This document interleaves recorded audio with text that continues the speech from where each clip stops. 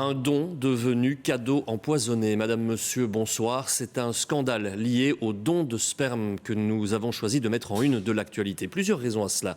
D'abord parce que les faits sont rares. Un homme a donné son sperme, mais la substance contenait un gène cancérigène. Ensuite, les faits concernent toute l'Europe et la naissance de 67 enfants, dont 52 chez nous.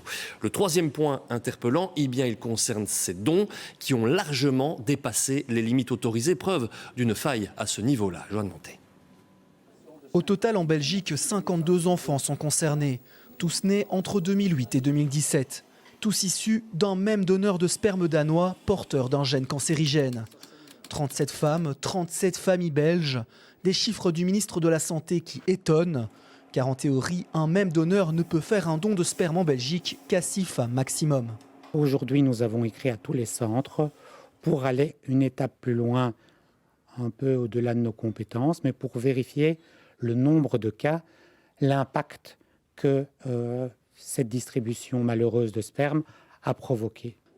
L'Agence fédérale des médicaments a pourtant bien été alertée dès les premiers signalements de ce donneur en 2023, alors que le ministre affirme lui avoir été mis au courant il y a quelques jours seulement.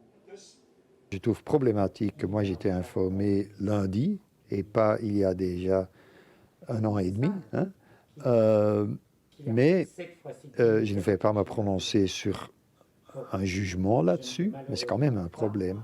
Les professionnels de la santé, eux, se disent profondément choqués de l'ampleur des chiffres communiqués ce matin, mais estiment qu'un tel dysfonctionnement ne serait plus possible aujourd'hui. Nous sommes maintenant soumis depuis 2024 à une plateforme nationale qui s'appelle Fertidata et donc qui regroupe tous les traitements avec don de gamètes, don de sperme, don d'ovocytes et don d'embryons sur le territoire belge. Certains donneurs ne sont déjà pas utilisables parce qu'ils sont en cours dans X autres centres éventuels. Donc ce genre de problématique-là n'est plus possible en Belgique depuis 2024. Il n'empêche que depuis 2007, il s'est écoulé 14 ans sans véritable mesure de contrôle en Belgique concernant le don de sperme. Le donneur danois a lui opéré entre 2008 et 2015. Un commentaire signé Thomas Destreyck et on vous retrouve, Joanne Montet, pour une analyse évidemment de cette affaire, un vrai scandale. Elle concerne toute l'Europe, cette affaire, pas seulement la Belgique. Mais comment peut-on expliquer que sur 67 enfants, le chiffre dont on a parlé, il y en aurait 52 en Belgique?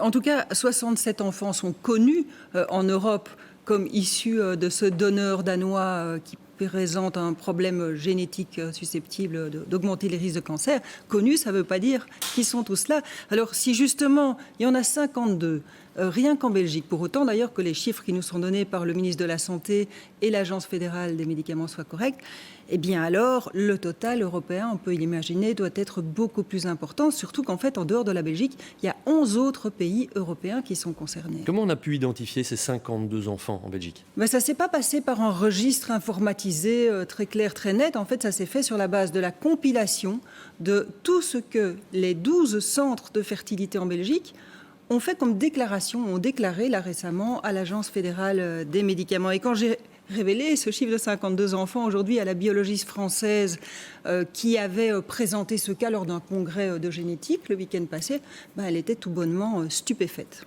Des chiffres qui sont énormes, on l'a dit, qui posent tout de même une autre question, Joanne. Pourquoi ces dons-là, finalement, n'ont pas pu être plus contrôlés? Mais parce qu'à l'époque de ces dons, en fait, entre 2008 et 2017, oui, il y avait une règle. La règle, c'est pas plus de 6 femmes pour le même donneur, mais il n'y avait pas de contrôle, il n'y avait rien du tout. Et ce n'est qu'en 2021 que le ministre de la Santé a voulu mettre en place une banque de données pour que tous les centres de fertilité puissent échanger les informations. On en a parlé, cette banque, c'est Fertidata, mais il a fallu encore 3 ans pour que cette banque soit vraiment opérationnelle, seulement depuis janvier 2024. Et en attendant, oui, il y a ce qu'on appelle un trou noir, une boîte noire, et puis aussi on a perdu beaucoup de temps. On y reviendra évidemment sur cette affaire. Merci à vous, Joanne Montet, pour cet éclairage.